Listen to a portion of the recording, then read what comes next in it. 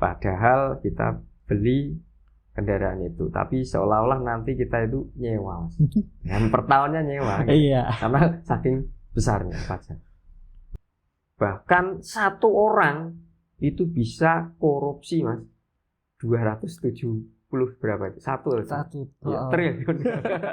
Itu satu orang, Mas. PLN dan lain sebagainya, Pertamina termasuk ya. Kenapa bisa rugi kan itu? Kalau kita lihat kan masyarakat bayarnya cash ya, kita nggak boleh itu ngutang listrik itu ya.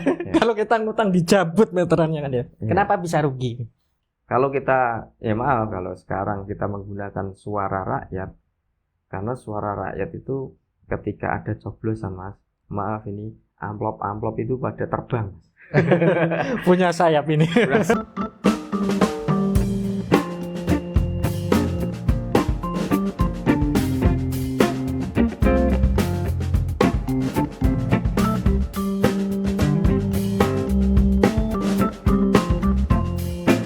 Bismillahirrahmanirrahim. Assalamualaikum warahmatullahi wabarakatuh. Waalaikumsalam warahmatullahi. Kembali lagi bersama kami dalam podcast Ngaji Seru, membahas segala problematika umat dengan memberikan solusi secara Islami. Saudaraku, telah kita lihat di berbagai media, bahkan hingga di mancanegara, di berbagai negara lainnya termasuk Jepang, Cina, Korea, memberitakan situasi di negeri tercinta, di mana terjadi demonstrasi di berbagai wilayah di kota-kota besar. Diawali dari kota Pati, kini merebak hingga gedung DPR. Bahkan bukan hanya sampai di situ. Pembakaran fasilitas-fasilitas umum pun telah dilakukan para pejuang-pejuang dari masyarakat ya, yang telah merasa jengah dengan kondisi di dalam negeri ini. Nah, untuk membahas hal tersebut telah hadir di tengah-tengah kita Ustadz Awan. Beliau adalah seorang yang sangat luar biasa, pembisnis. Selain pembisnis, beliau juga seorang yang gentol dalam mengamati perpolitikan di negeri ini. Selamat sore Ustadz Awan. Selamat sore. Bagaimana ini kabarnya? Alhamdulillah sehat, Mas. Sehat semua keluarga? Alhamdulillah. Begini Ustadz Awan, kita akhir-akhir ini ya di negeri kita ya, di mana di hari ulang tahun kemerdekaan seharusnya menjadi hari-hari yang penuh dengan kebanggaan atau kebahagiaan bagi seluruh masyarakat di negeri ini. Tetapi pada tahun kali ini berbeda dengan tahun-tahun sebelumnya. Telah kita lihat terjadi demonstran di mana-mana kan gitu. Termasuk di Pati, di Jakarta, Makassar, Jawa Barat, Jawa Timur kan gitu. Termasuk Solo. Menurut Mas Awan sendiri, sebenarnya apa yang menyulut masyarakat ya sehingga mau bergerak melakukan demonstrasi besar-besaran ini? Menurut saya gini, Mas. Ya, sebelum saya jelaskan bahwa memang kita manusia itu dianugerahi oleh Allah Subhanahu wa taala yaitu sebuah naluri. Di mana naluri baqa atau naluri untuk mempertahankan diri. Ya. Nah, ketika orang itu tertindas atau dicelakai, dicederai, maka orang itu akan berusaha untuk mempertahankan diri atau membalasnya. Begitu juga rakyat, Mas. Nah, masyarakat, rakyat Indonesia, kenapa kok bisa sampai demo? Kan? Berarti ada sesuatu yang harus dia pertahankan. Kenapa? Karena memang pada saat ini kondisi masyarakat kita, kondisi rakyat Indonesia itu sedang mengalami kesulitan. Sebenarnya ini dikatakan krisis, Mas. Banyak orang nganggur, banyak orang yang bekerja tapi hanya cukup untuk kebutuhan sehari-hari. Memang saat ini sebenarnya memang dirasakan banyak kesulitan. Nah, ketika ada kesulitan ini, ternyata ada kebijakan-kebijakan dari pemerintah, dari pemangku-pemangku jabatan, yang kebijakannya ini tidak mendukung kondisi rakyat Indonesia. Justru malah ditekan, ditindas gitu. Salah satunya kebijakan pajak, Mas. Pajak sekarang naiknya luar biasa. Sekarang pajak kendaraan juga ada tambahannya gitu. Oh iya, option. Ya, ada optionnya. Padahal kita beli kendaraan itu, tapi seolah-olah nanti kita itu nyewa, Mas. Yang per tahunnya nyewa gitu. Iya. Karena saking besarnya pajak.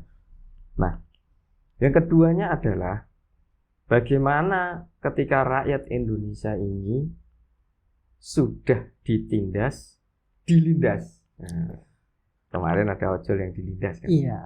Jadi digempurkan dengan aparat-aparat. Nah, terus juga dari pemangku jabatan ini mencederai yang bukannya prihatin dengan rakyatnya, dengan masyarakat Indonesia, justru malah mencederai hatinya, yaitu dengan kata-kata yang tidak diharapkan itu terjadi sebenarnya. Karena mereka itu adalah wakil rakyat, tapi ternyata justru malah mencederai hati mereka, rakyat Indonesia ini. Gitu, Mas. Nah, kalau berkenaan tentang wisatawan tadi menerangkan tentang dibebaninya masyarakat dengan berbagai kebijakan, salah satunya itu menaikkan pajak, ya kan? Tapi kan kita lihat di negara kita memang pajak ini kan digunakan untuk memenuhi APBN di negara kita. Iya. Lah, ya seharusnya kan wajar apa enggak kan itu kalau dari pajak saja kan gitu. Jadi memang benar pajak itu untuk memenuhi kebutuhan atau belanja negara kan APBN. Tapi di sini sebenarnya pendapatan negara kita ini apakah salah satunya harapan untuk menutup belanja negara itu hanya pajak saja? Gitu. Sebenarnya masih ada banyak solusi. Ada namanya sumber daya alam. Indonesia ini 82% kebutuhan belanja negara itu hampir pendapatannya itu dari pajak gitu, untuk mencukupinya. Wah, besar sekali ya. Padahal sumber daya alam di Indonesia ini sangat banyak sekali. Bahkan satu orang itu bisa korupsi, Mas. 270 berapa itu? Satu ya, triliun. Itu satu orang, Mas. Itu bangun satu kota sudah cukup. Iya. Maka itu kan baru dari sumber alam nikel aja itu, Mas. Belum ada emasnya, belum ada minyaknya. Kan banyak sekali harapan-harapan masyarakat yang seharusnya itu dialihkan ke sumber daya alam, bukan untuk memeras, untuk memalak melalui pajak. Itu. Dan juga ada pendapatan yang lain, Mas. Negara itu kan punya badan usaha sebenarnya. Pertamina. Nah, ada KAI. Terus juga ada Garuda. Banyak sekali yang dimiliki BUMN. Tapi rata-rata, Mas, maaf. Beritanya rugi sekian triliun, rugi sekian triliun. Kok bisa gitu?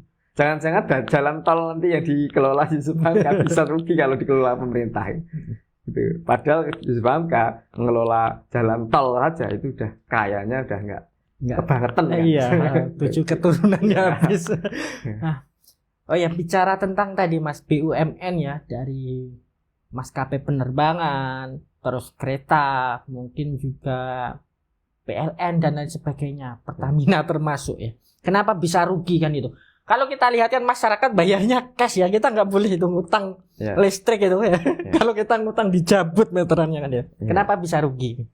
Ya makanya gini, Mas, saya katakan tadi, kalau seandainya jalan tol itu yang mengelola pemerintah itu juga bisa rugi ratusan triliun.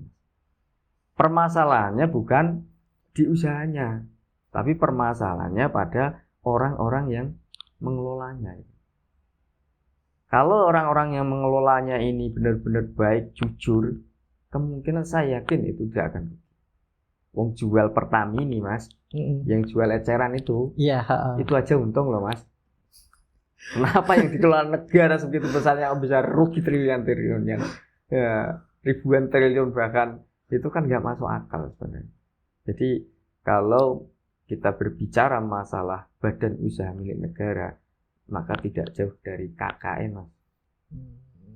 Ya, korupsi, kolusi, nepotisme. Karena nepotisme kan kita nggak asing kan, orang dalam gitu kan. Makanya kalau jadi menteri apa orang dalam. Gitu. Apalagi korupsi sekarang, ya terutama korupsi kan. Korupsi sekarang merajalela. Itulah kegundahan masyarakat atau rakyat Indonesia. Memang korupsi ini benar-benar sangat membebani sebenarnya. Karena apa? Badan usaha milik negara aja yang seharusnya menyokong atau menambah pendapatan negara, tapi ternyata di situ malah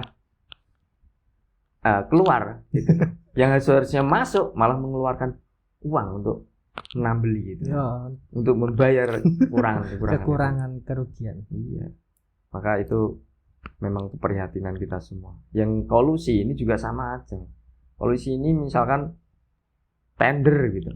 Jadi proyek, kalau anjenengan itu ingin mendapatkan proyek besar, wanpiro. Nah, itu kolusi. Makanya kenapa di sistem sekarang ini yang kaya yang berkuasa. Bahkan hukum aja bisa dibeli. Nah, kalau demikian telah kita ketahui banyaknya BUMN yang rugi dan lain sebagainya itu kan karena orang-orangnya kan itu. Yeah. Nah, lantas solusinya untuk mengetaskan itu semua apa, Mas? Gitu.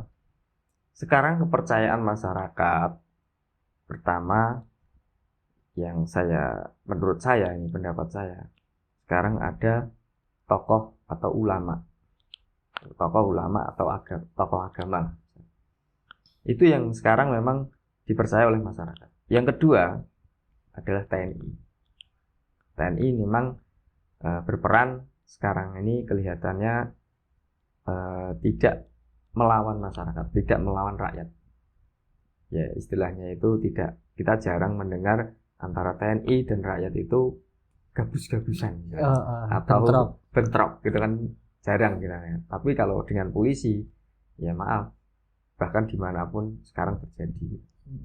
Terus yang ketiganya memang pengusaha, karena kebangkitan sesuatu memang butuh biaya, butuh pengorbanan.